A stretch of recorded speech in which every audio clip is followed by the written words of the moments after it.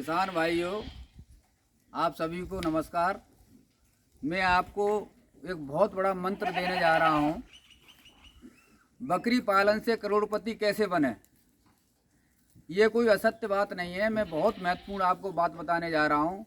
इस समय भारत में कोरोना महामारी के कारण करोड़ों युवा बेरोजगारी के कारण मारे मारे फिर रहे हैं।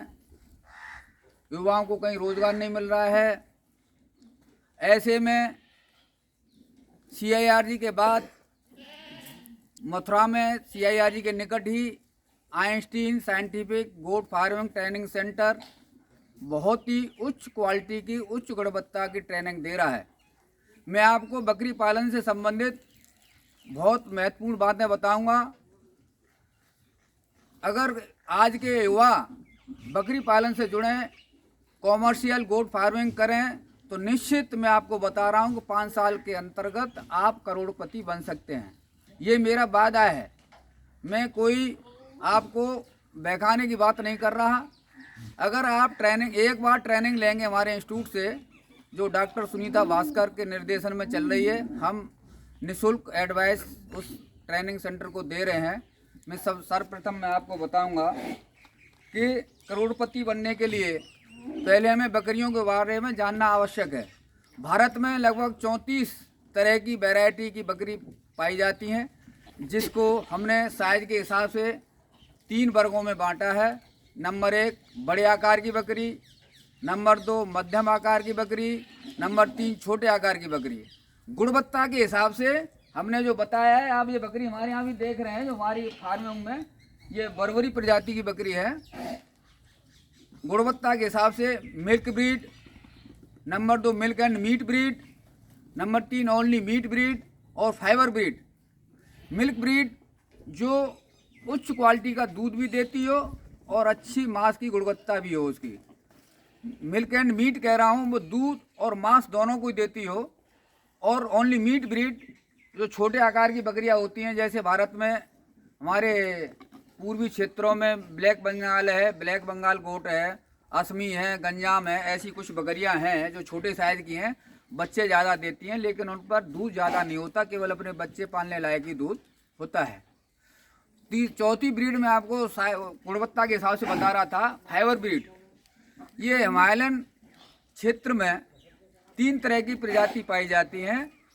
ये प्रजाति होती हैं चेगू, चांगथांगी और गद्दी। इन तीनों प्रजातियों से एक पश्मीना नाम का रेशा प्राप्त होता है, जो बहुत ही उच्च क्वालिटी का उच्च गुणवत्ता का होता है। आपने कभी सुना होगा पश्मीना शॉल, वो भेड़ की ऊन का नहीं बनाया जाता, केवल गोट की ही ऊन होती है। तो हमारे मैदानी क्षेत्रों में बकरी पालना बड़ा असंभव बात है। हम यहाँ देख रहे हैं कि उनका टेम्परेचर माइनस डिग्री टेम्परेचर पर भी वो वहाँ पाली जा सकती हैं, लेकिन मैदानी क्षेत्रों में इतना टेम्परेचर मेंटेन करना असंभव है। जलवायु के अनुसार मैं आपको बताऊंगा कि बकरी पालने से पहले हम ये देख लें कि हमारे क्षेत्र में कौन सी स्थानीय प्रजाति पाई जाती है, उसी के अनुसार हम अपनी फार्मिंग करें। अगर फार्मिंग आप कर रहे हैं, बकरी फार्मिंग करने से पहले हमें ये देखना उचित होगा कि जब हमारा फार्म का इंफ्रास्ट्रक्चर डेवलप हो जाता है तो उससे पहले हमें क्या क्या तैयारी करनी चाहिए। बकरी खरीदने से पहले सबसे पहले हमें बकरी फार्म में लाने से पहले हमें उनके चारा, दाना, पानी, दवाइयों, जो उचित दवाइयाँ की आवश्यकता होती है, उनका प्रबंध करना बहुत आवश्यक है। उससे पहले हम फार्म में बकरियाँ खरीद कर न लाएँ, अदरवाइज आपका नुकसान होने की संभावना रहती है।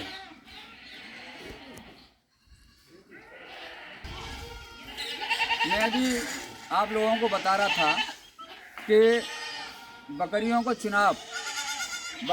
चुनाव करना बहुत ही अत्यावश्यक है।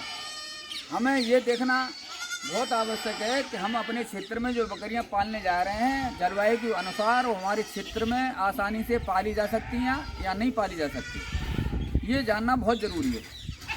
बकरियों का चुनाव और उसके साथ साथ 1/20 के अनुसार अगर 100 बकरियां हम खरीदने जा रहे हैं तो 5 बकरे जो सांड होंगे, ब्रीडिंग के काम के लिए आएंगे, ज्ञापन कराने के लिए, उनका भी चुनाव बहुत आवश्यक है। हमें ये देखना होगा कि मान लो मैं उत्तर प्रदेश का निवासी हूँ। उत्तर प्रदेश में ये बरबरी बकरी आप देख रहे होंगे, ये बहुत ही महत्वपूर्ण प्रजाति है और इसके चुनाव के लिए हमें, जैसे मैं बता रहा हूँ, इसकी पहचान करना आवश्यक है। इसके शायद मॉर्फोलॉजी के अनुसार इसको देखना जरूरी है। तो जैसे ये बकरी हम देख रहे हैं, ये बरबरी प्रजाति की है। ये सफ़ेद कलर पर स्पॉटेड ब्राउन स्पॉट होते हैं, सीधे खड़े कान होते हैं, सीधे सींग होते हैं, बिल्कुल चिकना कोट होता है इसकी बॉडी का। तो समझ लीजिए आप बरबरी प्रजाति की बकरी को ही देख रहे हैं। ऐसे ही मैं आपको आगे की और बताना जा रहा हूँ बकरियों की प्रजाति और सांड। सबसे पहले हमें ये देखना है कि अगर बकरियों के लिए ज्ञापन कराने के लिए, ब्रीडिंग के लिए हमें सांड का चुनाव जो करना है, उसका फैमिली रिकॉर्ड देखना बहुत आवश्यक है। फैमिली रिकॉर्ड का मीन्स उधर घुमाता बंद करके ना तो वो लेना है वहीं चल। मैं ब्रीडिंग बक्स के बारे में बता रहा था कि बरबरी बकरी के लिए अगर हम उचित ब्रीडर का सिलेक्शन करेंगे तो उसका फैमिली रिकॉर्ड देखा जाना बहुत आवश्यक है। फैमिली रिकॉर्ड मीन्स आप लोग समझ नहीं पा रहे होंगे, हमें ये देखना होगा कि जैसे ये हमारे पास 3 सांड हैं, इनके हमारे पास फैमिली रिकॉर्ड है। इसकी माँ में कैसा वेट गेन होता था, कैसी ग्रोथ रेट थी, उसके कितने बच्चे होते थे, वो कितना दूध देती थी। ऐसी अच्छी प्रजाति की बकरी को हम उसके अच्छे गुण होंगे, अगर उसका अच्छा रिकॉर्ड होगा तो उसी का अगर सांड हम पालेंगे, उससे ब्रीडिंग कराएंगे तो हमको बहुत फ़ायदा होगा। लेकिन आप ये भी देखना चाहिए कि वो भी, अभी मैंने आपको फीमेल बकरियों के बारे में बताया था, ये हमारे मेल बक्स हैं, इनकी भी कलर सेम है। जैसे फीमेल का कलर है वैसे ही इनका मेल का कलर है। मेल का कलर भी तो निश्चित समझ लिए कि ये भी प्योर बरबरी प्रजाति के ही बकरे हैं। आगे के बारे में हम बताएं आपको, अभी सही सीजन का चुनाव। सही सीजन के चुनाव का मेरा मतलब है कहने का कि सही सीजन में हम ब्रीडिंग कराएं, कि भारत में विभिन्न क्षेत्रों में विभिन्न तरह की जलवायु पाई जाती है। विश्व में ऐसा एक राष्ट्र है भारत, जिसमें हम नॉर्दर्न इंडिया में जाएं तो कड़ाके की सर्दी, जोरदार गर्मी और बरसात तीनों सीजन देखने को मिलती हैं। ऐसे में जब हम ब्रीडिंग कराएंगे तो हमें देखना होगा गैस्टेशन पीरियड के हिसाब से, बकरी का 5 महीने का गैस्टेशन पीरियड होता है, उस हिसाब से बकरियों की मृत्यु दर कम से कम कैसे हो, उस हिसाब से हमें बकरी की ब्रीडिंग करानी है। उस हिसाब से करेंगे। जैसे मैं यहाँ की अपने मथुरा उत्तर प्रदेश की जलवायु के अनुसार मैं आपको दे देना चाहता हूँ कि जब अप्रैल मई जून में होता है तो उस समय भयंकर गर्मी होती है। अगर ऐसे में हम बकरी से बच्चे लेंगे तो बकरी गर्मी के कारण जो बच्चे पैदा करेगी, वो बच्चे एक इकोलाई नाम का बैक्टीरिया होता है, उससे सफ़र होके बहुत सारे बच्चों को दस्त और डिहाइड्रेशन होकर मर जाते हैं। और जब ज़्यादा सर्दी में हम बच्चा लेते हैं तो ज़्यादा सर्दी में बच्चा पैदा होने वाले ठंड के कारण मर जाते हैं। तो हमें ये सिलेक्शन करना होगा कि हमें गर्मी और सर्दी दोनों से बचाएं। तो हम देखेंगे कि बीच में अच्छी जलवायु के अनुसार हम फरवरी और मार्च में अगर बच्चे पैदा लेने हैं तो निश्चित गर्मी आने से पहले वो समर्थ हो जाएंगे, फिर गर्मी उनका कुछ नहीं बिगाड़ सकेगी। उधर सर्दी को देखते हुए हमें सितंबर अक्टूबर के बीच में बच्चे लेने चाहिए। उस अनुसार हमें ब्रीडिंग का भी एक हिसाब रखना है, उसमें 5 महीने माइनस करके उसे सितंबर अक्टूबर में हमें ब्रीडिंग करानी चाहिए और अप्रैल मई में ब्रीडिंग करानी चाहिए। तो सेफ सीजन में आपके बच्चे पैदा होंगे। सबसे महत्वपूर्ण बात यह है कि अगर हम सही सीजन पर बच्चे पैदा लेंगे तो आपकी बच्चों की मृत्यु दर 0 होगी, बिल्कुल 0 होगी। तो आप जानते हो कि जब मृत्यु दर 0 होगी, आपका उत्पादन अधिक होगा तो आपका अर्निंग ज़्यादा होगी। बच्चों को प्रबंधन हम कैसे करेंगे, मैं अभी आपको बच्चों के फ्लॉक में जाके बताऊंगा। बच्चे पैदा होने के बाद इनका रखरखाव भी बहुत आवश्यक है। इनकी देखभाल अगर सही है, उचित देखभाल ही इनको सही तरीके से पाल सकने में सक्षम होगी और अच्छी अर्निंग होगी, ग्रोथ रेट अच्छी होगी। समय समय पर हम बच्चों को सही तरीके से पालने के लिए हमें कम से कम 2 से 3 बार बच्चों को दूध पिलाना होगा। उसके उपरांत बॉडी वेट के कम से कम 3 महीने तक बच्चों को हम दूध मिल्किंग कराएंगे। मिल्क इनको देंगे और उसके उपरांत 15 दिन की एज पैदा होने के बाद बच्चों को हो जाती है तो कुछ उन्हें छोटा मोटा जो क्रीप राशन होता है, मैश फीड होता है, उसे चाटने के लिए रख देंगे। इसमें तो मैं आपको बता रहा हूँ कि बच्चों की उचित देखभाल, हमने बच्चों के सामने क्रीप राशन डाल रखा है, बच्चे चाट रहे हैं, तो इससे एक बड़ा फायदा होता है कि जो अगर 15 दिन का बच्चा कुछ खाने पीने लगता है तो निश्चित तौर पर इकोलाई नाम का जो बैक्टीरिया होता है, जिससे कोलीबैसिस नाम की एक बीमारी होती है, जिससे बहुत बड़ी क्षति होती है, मृत्यु दर ज़्यादा हो जाती है, उससे निश्चित तौर पर 100% बच्चे बचेंगे। ऐसे में हम देख रहे हैं इनमें एक और चीज़ है, 3 महीने तक की देखभाल बहुत आवश्यक होती है, डेकोरम मेंटेन करना। ये हम देख रहे हैं हमारे यहाँ फार्म पर देख रहे हैं कि ये इनसे सबसे बड़े बच्चे हैं, हमने इन्हें अलग रखा है, उससे छोटे बच्चे इन्हें अलग रखा हुआ है।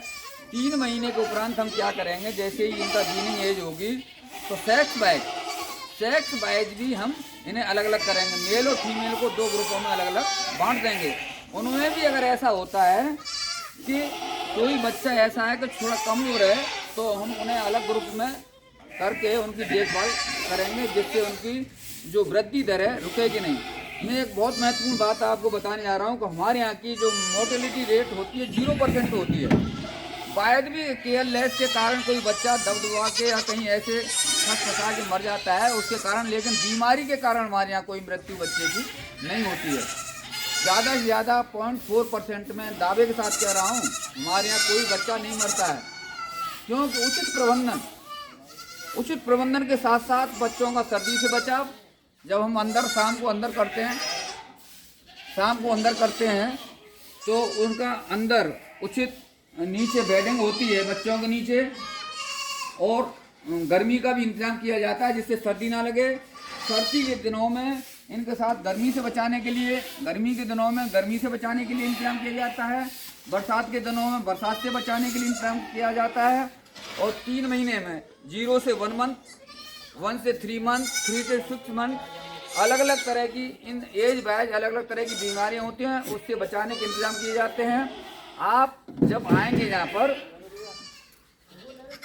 उसके बाद में कुछ और महत्वपूर्ण, जैसे बाड़ों की डेली क्लीनिंग, बाड़ों की डेली सफाई बहुत आवश्यक है। हमारे बाड़े में आप बच्चों को देख रहे हैं, कहीं भी कोई कूड़ा करकट और गंदगी दिखाई नहीं पड़ेगी आपको कहीं भी, क्यों? उचित, चाहे बड़े जानवर हों, चाहे छोटे जानवर हों, चाहे छोटे बच्चे हों, उनको एज के हिसाब से और साइज के हिसाब से डेकोरम मेंटेन करना बहुत आवश्यक है।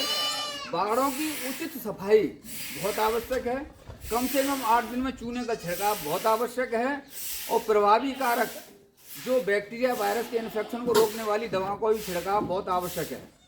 ऐसे में मैं आपको बता रहा हूँ कि हमारे यहाँ जो CIRG के निकट Einstein goat farming training centre जो चल रहा है, भारतवर्ष के एक बैच में करीब 2 से युवाओं को ट्रेनिंग दे रहा है। आप भी उस ट्रेनिंग का लाभ उठाएं। निश्चित तौर पर मैं दावा कर रहा हूं कि 5 साल के अंतर्गत 500 बकरियों को प्रोजेक्ट से आप करोड़पति बन जाएंगे। मैं आपको बताऊंगा ट्रेनिंग में सारी बातें, मैं शॉर्ट में इसलिए बता रहा हूं कि बहुत सारी बातें हैं थोड़े समय में नहीं कही जा सकती हैं। जब आप ट्रेनिंग में आएंगे तो आपको विस्तृत रूप से पूरी जानकारी देके उचित शिक्षकों द्वारा आपको ट्रेनिंग दी जाएगी। और मेरा साथ में ये भी निवेदन है कि आप हमारे ये YouTube चैनल है आइंस्टीन गोट फार्मिंग का, इसे भी सब्सक्राइब करें, जिससे ज़्यादा से ज़्यादा लोगों में जानकारी फैले।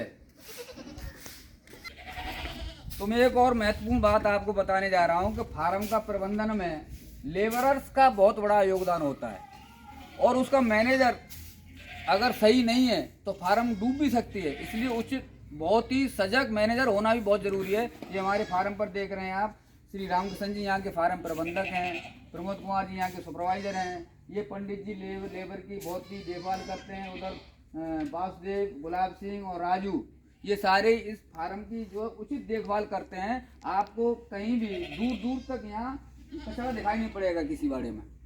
तो मैं आपसे पुनः कह रहा हूँ कि जब भी कोई फार्मिंग आप करें तो फार्मिंग करने से पहले, बकरियां खरीदने से पहले हमें उचित दवाओं का प्रबंधन, चारे का, दाने का प्रबंधन करने के उपरांत ही हम मार्केट से बकरी खरीद के लाएं। इसके साथ ही आज की अपनी मैं बात को समाप्त करता हूँ। धन्यवाद। और साथ में ये भी निवेदन करता हूँ कि इसे वीडियो को लाइक करें, शेयर करें और सब्सक्राइब करें। Thank you.